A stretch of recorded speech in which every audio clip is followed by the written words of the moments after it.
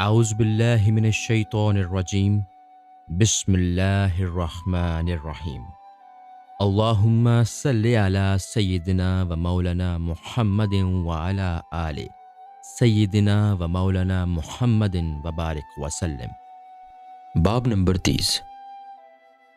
حضرت سری ستر رحمۃ اللہ علیہ کے حالات و مناقب۔ تعارف: آپ اہل کمال میں پہلے فرد ہیں جنہوں نے بغداد میں حقائق و توحید کی بنیاد ڈالی۔ آپ معروف کرخی سے بیعت اور حضرت جنید بغدادی کے ماموں تھے۔ اس کے علاوہ حبیب رائی سے بھی شرف نیاز حاصل رہا۔ حالات: ابتدائی دور میں آپ ایک دکان میں سکونت پذیر رہے اور اسی میں ایک پردہ ڈال کر 1000 نوافل روزانہ پڑھا کرتے تھے۔ اسی دوران ایک شخص کوہ لگام سے حاضر ہوا اور پردہ اٹھا کر سلام کے بعد عرض کیا کہ کوہ لگام کے فلاں بزرگ نے آپ کو سلام کہا ہے۔ آپ نے سلام کا جواب دے کر فرمایا کہ مخلوق سے منقطع ہو کر عبادت کرنا مردوں کا کام ہے اور زندہ وہ ہیں جو مخلوق سے وابستہ رہ کر یاد الہی کرتے ہیں۔ آپ تجارت میں 10 دینار پر صرف نصف دینار نفع لیا کرتے تھے۔ ایک مرتبہ کسی نے 60 دینار کے بادام خریدے، لیکن اس کے بعد قیمتیں بڑھ گئیں اور دلال نے 90 دینار لگا دیے، لیکن آپ نے فرمایا کہ میں اپنے عہد کے خلاف فروخت نہیں کر سکتا۔ ابتدا میں آپ سخت فروشی کرتے تھے، اور سخت فروش اسے کہتے ہیں جو گرے پڑے پھل فروخت کرتا ہے۔ اسی دوران بغداد کے بازار میں آگ لگی، لیکن آپ کی دکان محفوظ رہ گئی اور آپ نے بطور شکرانے کے دکان کا تمام مال صدقہ کر دیا۔ ایک مرتبہ لوگوں نے سوال کیا کہ آپ کو یہ مراتب کیسے حاصل ہوئے؟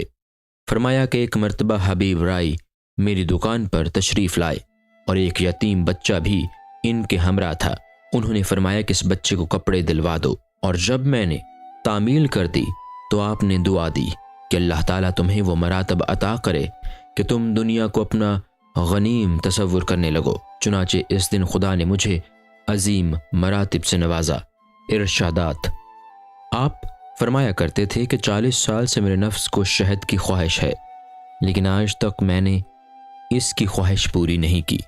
پھر فرمایا کہ میں ہر یوم اس لیے آئینہ دیکھتا ہوں کہ شاید معصیت کی وجہ سے میرا چہرہ سیاہ نہ ہو گیا ہو۔ فرمایا کہ کاش پورے عالم کے آلام مجھے مل جاتے تاکہ تمام لوگوں کو غموں سے رہائی حاصل ہو جاتی۔ فرمایا کہ جب کسی مسلمان کے سامنے داڑھی میں خلال کرتا ہوں تو ڈرتا ہوں تو کہیں منافقین میں میرا شمار نہ ہو جائے۔ ظاہر پرستی: آپ بہت منہ بنا کر سلام کا جواب دیا کرتے تھے، اور جب وجہ پوچھی گئی تو فرمایا کہ حدیث شریف میں ہے کہ جو کسی کو سلام کرتا ہے اس پر خدا کی طرف سے 100 رحمتیں نازل ہوتی ہیں، جس میں سے 90 رحمتیں اس کو ملتی ہیں جو دونوں میں سے خندہ پیشانی سے پیش آتا ہے۔ لہٰذا میں منہ بنا کر اس لیے جواب دیتا ہوں کہ مجھ سے زائد رحمتیں سلام کرنے والے کو حاصل ہو جائیں۔ آپ نے حضرت یعقوب علیہ السلام سے خواب میں پوچھا کہ جب آپ خدا سے محبت کرتے تھے تو حضرت یوسف علیہ السلام کی محبت کیوں تھی؟ اسی وقت ندائے غیبی آئی کہ اے سری پاس ادب ملحوظ رہے۔ پھر اس کے بعد جب آپ کو خواب میں حسن یوسف سے دوچار کیا گیا تو چیخیں مار کر 13 یوم غشی کی حالت میں پڑے رہے، اور ہوش آنے کے بعد یہ ندا آئی کہ جو ہمارے محبوبوں سے گستاخی کرتا ہے اس کا یہی انجام ہوتا ہے۔ کسی خدا رسیدہ سے آپ کا نام پوچھا تو فرمایا کہ ہو۔ پھر سوال کیا کہ کھاتے پیتے کیا ہیں؟ انہوں نے پھر جواب میں ہو کہا، غرض کہ جب ہر سوال کے جواب میں وہ یہی کہتے رہے تو آپ نے پوچھا کہ ہو سے مراد کیا اللہ ہے؟ یہ سنتے ہی وہ بزرگ چیخ مار کر دنیا سے رخصت ہو گئے۔ حضرت جنید بغدادی سے روایت ہے کہ جب حضرت سری ستہ نے مجھ سے محبت کا مفہوم دریافت کیا تو میں نے کہا کہ بعض حضرات موافقت کو اور بعض اشارات کو محبت سے تعبیر کرتے ہیں۔ یہ سن کر آپ نے اپنے ہاتھ کی کھال کھینچ کر اوپر اٹھانا چاہا تو وہ جگہ چمٹی رہی۔ اسی وقت آپ نے فرمایا کہ اگر میں دعویٰ کروں کہ صرف محبت ہی کی وجہ سے میری کھال خشک ہوئی تو میں اپنے دعویٰ میں حق بجانب ہوں گا۔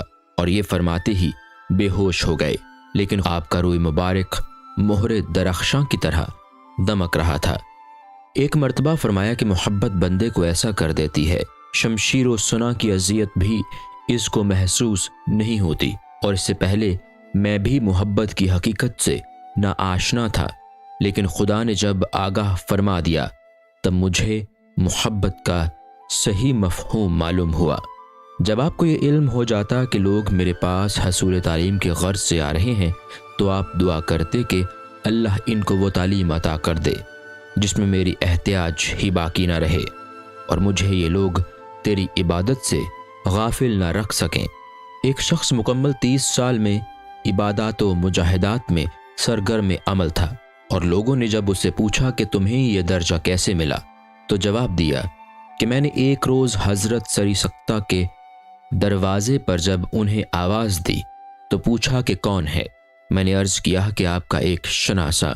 یہ سن کر آپ نے یہ دعا دی کہ اے اللہ، اس کو ایسا بنا دے کہ تیرے سوا کسی سے شناسائی نہ رہے۔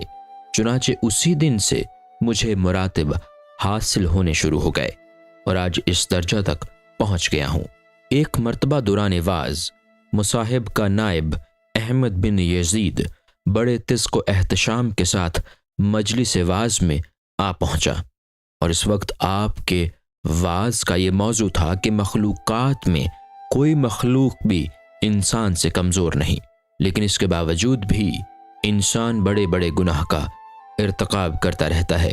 اس تقریر کا احمد بن یزید پر ایسا اثر ہوا کہ گھر پہنچ کر بنا کھائے پیے پوری رات عبادت میں مشغول رہا، اور صبح کو مستربانہ طور پر فقیرانہ لباس میں آپ کے پاس حاضر ہوا اور عرض کیا کہ آپ کے بیان سے کل جو میرے اوپر تاثر قائم ہوا ہے وہ بیان سے باہر ہے، اور حب دنیا سے نجات حاصل کر کے گوشہ نشینی کا رجحان پیدا ہو گیا ہے، لہٰذا آپ راہ طریقت کی تعلیم سے آراستہ فرما دیں۔ آپ نے فرمایا کہ عام تعلیم تو یہ ہے کہ پنجگانہ نماز ادا کرتے ہوئے احکام شریعہ کی پابندی کرو، اور سلوک کی خاص تعلیم یہ ہے کہ دنیا کو خیر آباد کہہ کر اس طرح مصروف عبادت ہو جاؤ کہ خدا کے سوا کسی سے کچھ طلب نہ کرو، اور اگر کوئی شے دینا بھی چاہے جب بھی مت لو۔ یہ سن کر احمد بن یزید نحیف و نزار نامعلوم سمت کی طرف روانہ ہو گئے، اور کچھ عرصہ کے بعد ان کی والدہ روتی پیٹتی آپ کے پاس پہنچی اور عرض کیا کہ میرا تو ایک ہی بچہ تھا، اور وہ بھی آپ کی صحبت میں دیوانہ ہو کر نہ جانے کہاں چلا گیا۔ آپ نے تسلی دیتے ہوئے فرمایا کہ جب وہ آ جائے تو میں تمہیں مطلع کر دوں گا۔ ایک دن احمد بن یزید نحیف و نزار حالت میں آپ کی خدمت میں حاضر ہوئے اور عرض کیا کہ آپ نے خواب غفلت سے بیدار کر کے جو کرم مجھ پر فرمایا ہے، اللہ تعالیٰ آپ کو اس کی جزائے خیر دے۔ دریں اثنا احمد بن یزید کی والدہ اور بیوی بچے بھی آ گئے، اور ان کی زبوں حالی دیکھ کر لپٹ کر رونے لگے، اور ان کے ساتھ ساتھ اہل مجلس پر بھی گریہ طاری ہو گیا۔ پھر والدہ اور بیوی نے جب گھر چلنے پر اصرار کیا تو انکار کر دیا، جس پر بیوی نے کہا کہ اپنے بچے کو بھی ہمراہ رکھو۔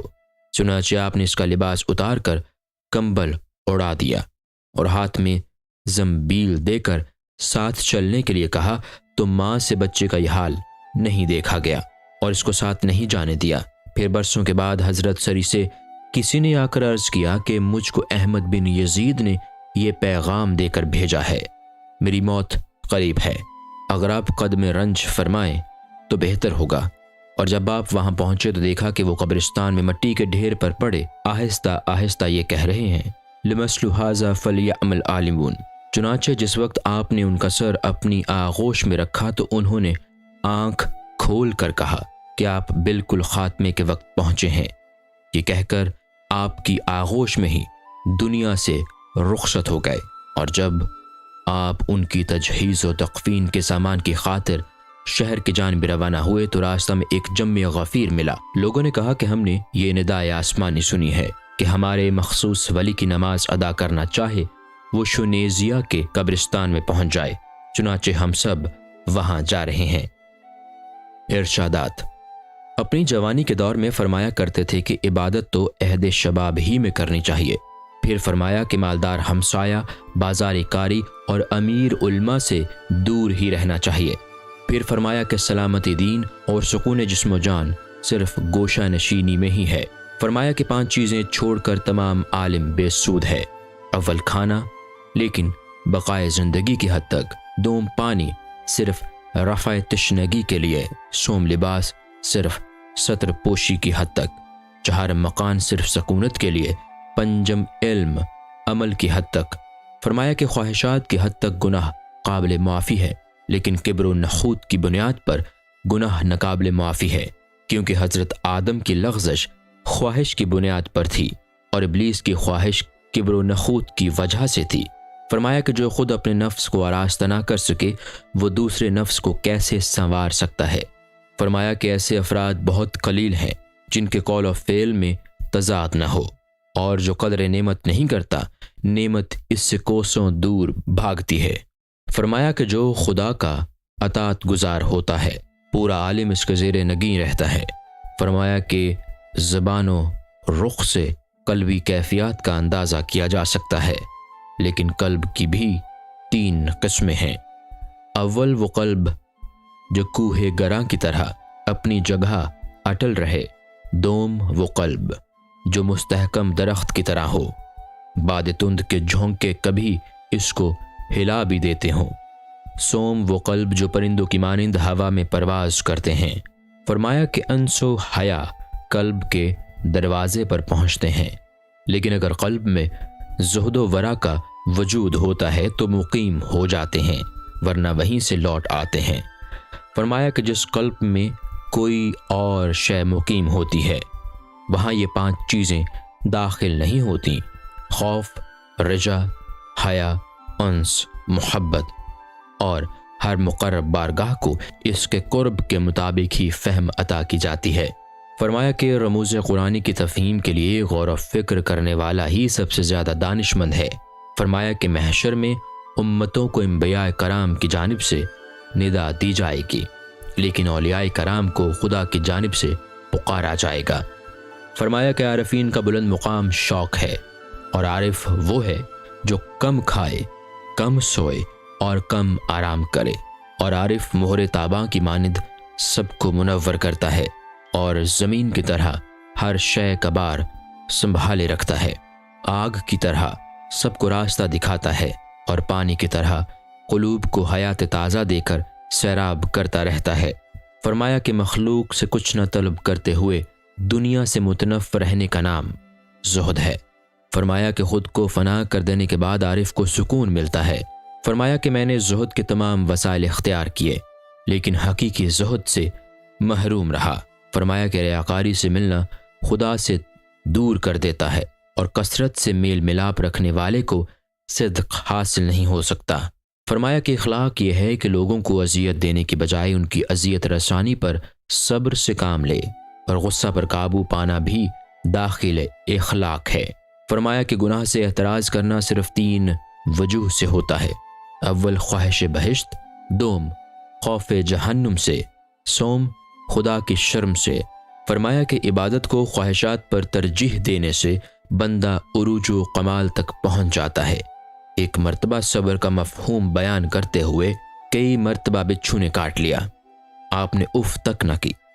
اپنی مناجات میں آپ یہ کہہ رہے تھے کہ اے اللہ، تیری عظمت نے مناجات سے روکا، اور تیری معرفت نے انس عطا کیا، اور اگر زبان سے ذکر کرنے کو منع فرما دیتا تو میں زبان سے کبھی تجھے یاد نہ کرتا، کیونکہ زبان میں تیری صفات بیان کرنے کی قدرت ہی نہیں ہے۔